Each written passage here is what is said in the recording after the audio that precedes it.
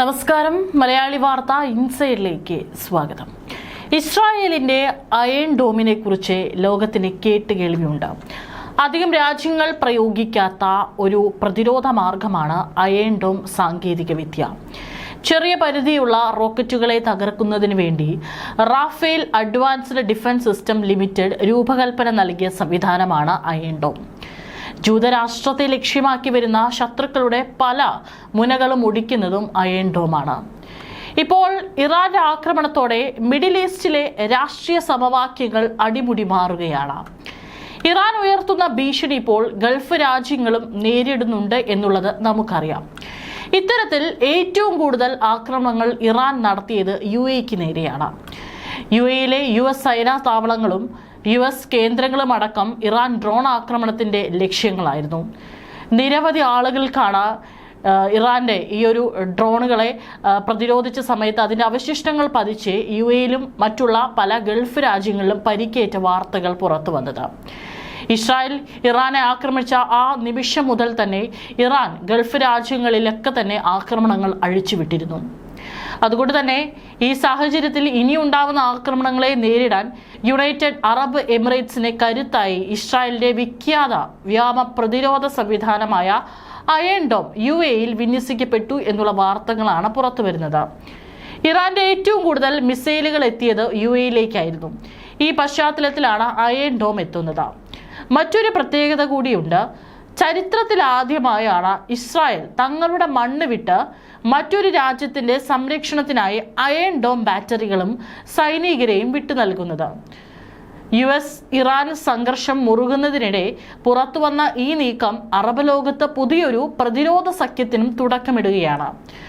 UAEയിലെ US സൈനിക താവളങ്ങളെയും civilian കേന്ദ്രങ്ങളെയും ലക്ഷ്യമിട്ട് ഇറാന്റെ ഭാഗത്തു നിന്ന് ഡ്രോൺ മിസൈൽ ആക്രമണ സാധ്യതകൾ വർദ്ധിച്ച സാഹചര്യത്തിലാണ് ഈ അടിയന്തര നീക്കം നടത്തിയിരിക്കുന്നത്. ഭീഷണി നേരിടാൻ സഖ്യകക്ഷികളോട് UAE സഹായം തേടിയിരുന്നു. ഇതേ തുടർന്ന് ഇസ്രായേൽ പ്രധാനമന്ത്രി ബെഞ്ചമിൻ നെതന്യാഹുവും UAE president Mohammed bin Zayed al നഹ്യാനും തമ്മിൽ നടത്തിയ ചർച്ചകൾക്കൊടുവിലാണ് അത്യാധുനിക പ്രതിരോധ സംവിധാനങ്ങൾ കൈമാറാൻ ഇപ്പോൾ ഇരു രാജ്യങ്ങളും തമ്മിൽ ധാരണയായിരിക്കുന്നത്. ആക്സിയോസ് റിപ്പോർട്ട് പ്രകാരം അയൺ ഡോം ബാറ്ററികൾക്കൊപ്പം അത് പ്രവർത്തിപ്പിക്കാൻ വൈദഗ്ധ്യമുള്ള ഇസ്രായേൽ സൈനികരും ഇപ്പോൾ UAEയിൽ നിലയുറപ്പിച്ചിട്ടുണ്ട്. അത് പല രാജ്യങ്ങളും അവരുടേതായിട്ട് ഉൽപ്പാദിപ്പിച്ചിട്ടുള്ള ഇത്തരത്തിലുള്ള പല ആയുധങ്ങളും അതുപോലെ തന്നെ ഇത്തരത്തിലുള്ള പല വ്യോമ പ്രതിരോധ സംവിധാനങ്ങളൊക്കെ തന്നെ പ്രവർത്തിപ്പിക്കാൻ ആ രാജ്യത്തുള്ള അല്ലെങ്കിൽ അതിൽ വൈദഗ്ധ്യം നേടിയിട്ടുള്ള സൈനികർക്ക് മാത്രമേ സാധിക്കുള്ളൂ. അപ്പോൾ ഒരു സംവിധാനം, ഇപ്പോൾ ഒരു പ്രതിരോധ സംവിധാനം മറ്റൊരു രാജ്യത്ത് കൊണ്ടുവന്നാൽ മാത്രം പോരാ. ആ ഒരു രാജ്യത്ത് ഒരു പക്ഷെ അവിടെയുള്ള സൈനികർക്ക് ഒന്നെങ്കിൽ ഇതിൽ പരിശീലനം നടത്തണം.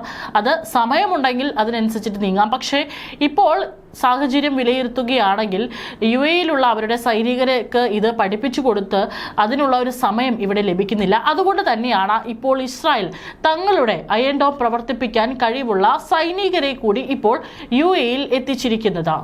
ആദ്യമായിട്ടാണ് ഇസ്രായേലിന് പുറത്തും ഇത്തരത്തിൽ അയൺ ഡോം വിന്യസിക്കുന്നതും അതിനുള്ള സൈനികരെ വിന്യസിക്കുന്നതും ചെയ്യുന്നത്.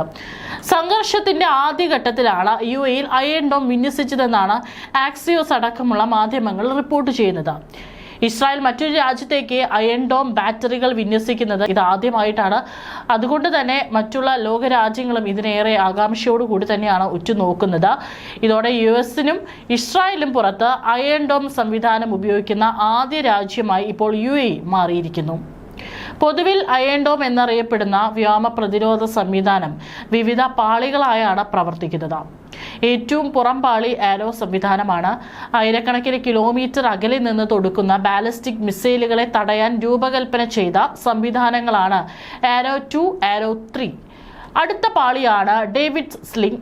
100 കിലോമീറ്റർ മുതൽ 200 കിലോമീറ്റർ ദൂരെ നിന്നും വിക്ഷേപിച്ച ഹ്രസ്വദൂര ബാലിസ്റ്റിക് മിസൈലുകളിൽ നിന്നും സംരക്ഷണം നൽകുന്നവയാണ് ഡേവിഡ് സ്ലിംഗ് എന്ന പ്രതിരോധ സംവിധാനം. ഏറ്റവും പുറം പാളിയാണ് ഷോർട്ട് റേഞ്ച് അയൺ ഡോം. ചെറുതും വേഗത കുറഞ്ഞതും മിസൈലുകളെയാണ് ഇവ തകർക്കുന്നത്. 4 മുതൽ 7 കിലോമീറ്റർ ദൂരത്തിൽ നിന്നുള്ളവയാണ് അയൺ ഡോം തകർക്കുന്നത്. രാജ്യത്തേക്ക് എത്തുന്ന റോക്കറ്റുകളെ റഡാറുകൾ ഉപയോഗിച്ച് നേരിടുന്ന രീതിയാണ് അയൺ ഡോം. അയൺ ഡോമിന്റെ ഓരോ ബാറ്ററിയിലും 3-4 ലോഞ്ചറുകൾ, 20 മിസൈലുകൾ, ഒരു റഡാർ എന്നിവയുമുണ്ടാകും. അയൺ ഡോമിന്റെ പരിധിക്കുള്ളിൽ റോക്കറ്റിനെ തിരിച്ചറിഞ്ഞ് സഞ്ചാരപാത കൺട്രോൾ സെന്ററിലേക്ക് അയക്കും. റോക്കറ്റ് ഇസ്രായേലിനെ ഭീഷണിയാണോ എന്ന് കൺട്രോൾ സെന്റർ വിലയിരുത്തി പ്രതിരോധിക്കാനുള്ള മിസൈൽ വിക്ഷേപിക്കും. പശ്ചിമേഷ്യയിലെ പ്രതിരോധ ബന്ധങ്ങളിൽ ഒരു പ്രധാന മാറ്റം എടുത്തു കാണിച്ചുകൊണ്ടുകൂടിയാണ് ജൂതരാഷ്ട്രം തങ്ങളുടെ സിഗ്നേച്ചർ മിസൈൽ കവചമായ അയൺ ഡോം വിദേശത്തേക്ക് അയച്ച ആദ്യ സംഭവമായിരുന്നു ഈ ഒരു വിന്യാസം. സാധാരണ സാഹചര്യങ്ങളിൽ രാഷ്ട്രീയമായി വളരെ സെൻസിറ്റീവ് ആകുമായിരുന്ന ഈ ഒരു നീക്കം എന്നാൽ യുദ്ധം ശക്തി പ്രാപിച്ചതോടെ ആ കണക്കുകൂട്ടലുകളെല്ലാം തന്നെ മാറി. ഭീഷണിയുടെ വ്യാപ്തി കണക്കിലെടുക്കുമ്പോൾ രാജ്യത്തെ പ്രതിരോധിക്കാൻ സഹായിക്കുന്ന ആരെയും ഇപ്പോൾ പോസിറ്റീവ് വെളിച്ചത്തിൽ കാണുമെന്നാണ് UAE അറിയിച്ചിരിക്കുന്നത്. ഇറാനെ സംബന്ധിച്ചും ഇറാന്റെ കരുത്തെന്ന് പറയുന്നത് വലിയ മിസൈൽ ശേഖരം തന്നെയാണ്. ഇപ്പോഴും വളരെ ദൂരപരിധിയുള്ള പല മിസൈൽ ശേഖരങ്ങളും ഇപ്പോഴും ഇറാൻ പുറത്തെടുത്തിട്ടില്ല. ഇറാൻ ഒരു മിസൈൽ ശേഖരം ഭൂമിക്കടിയിൽ ഉണ്ട് എന്നുള്ള പല റിപ്പോർട്ടുകളും പുറത്തു വന്നിട്ടുണ്ട്. അതുകൊണ്ട് തന്നെ ഇപ്പോൾ മിസൈലുകളെ പ്രതിരോധിക്കാൻ ശേഷിയുള്ള ഇത്തരത്തിലുള്ള ഏറ്റവും ശക്തമായിട്ടുള്ള വ്യോമ പ്രതിരോധ സംവിധാനങ്ങൾ അറബ് രാജ്യങ്ങളിൽ ഉണ്ടാകേണ്ടതും അനിവാര്യമാണ്. അതായത് UAE ഇതിലൂടെ പറഞ്ഞു വെക്കുന്നത് നിലനിൽപ്പ് തന്നെയാണ് പ്രശ്നം. ഇതിനെ ഒരു രാഷ്ട്രീയ വിവാദമായി എടുത്താൽ തന്നെ അതിനൊന്നും തന്നെ ഇപ്പോൾ നേരമില്ല.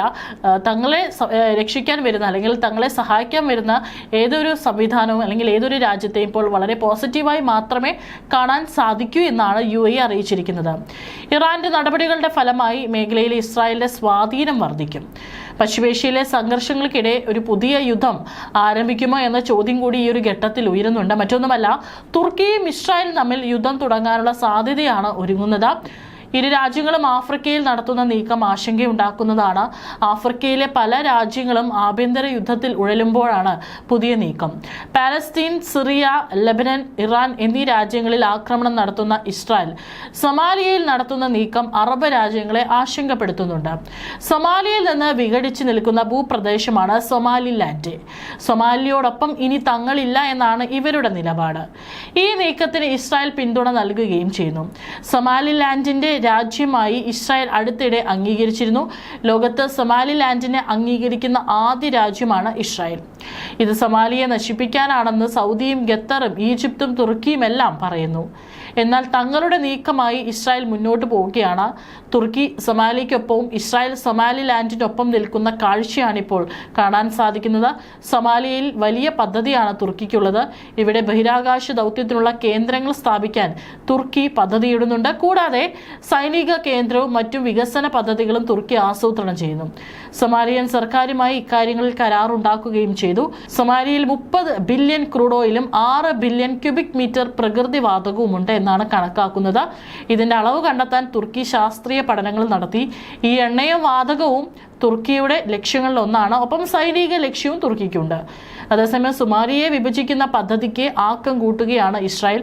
ഏദൻ ഉൾക്കടലിനോട് ചേർന്നാണ് സൊമാലിലാൻഡ്. ഇവിടെ ശക്തമായ സാന്നിധ്യം ഉണ്ടാക്കിയാൽ യമനിലെ ഹൂത്തികളെ നേരിടാൻ സാധിക്കുമെന്ന് ഇസ്രായേൽ കരുതുന്നു. മാത്രമല്ല, ചെങ്കടൽ ചരക്ക് പാതയും ബാബുൽ മദ്ദിബ കടലിടുക്കുമെല്ലാം നിയന്ത്രണത്തിലാക്കാമെന്നും ഇസ്രായേൽ കണക്ക് കൂട്ടുന്നു.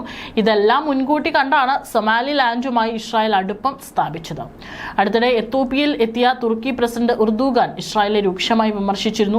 ഗാസയിലും സിറിയയിലും ലെബനനിലുമെല്ലാം കൂട്ടക്കൊല നടത്തുന്ന നെതന്യാഹു ഹിറ്റ്ലർ ആണെന്നായിരുന്നു ഉർദുഗാന്റെ വിമർശനം. കുർദുകളെ കൊന്നൊടുക്കുന്ന തുർക്കിക്ക് തങ്ങളെ വിമർശിക്കാൻ അധികാരമില്ലെന്നും ഇസ്രായേലും തിരിച്ചടിച്ചു. പശ്ചിമേഷ്യയ്ക്ക് പുറമെ ആഫ്രിക്കയിലേക്കും ഇസ്രായേലും എതിർ രാജ്യങ്ങളും തമ്മിലുള്ള പോര് എത്തുന്നു എന്നതാണ് എടുത്തു പറയേണ്ട കാര്യം.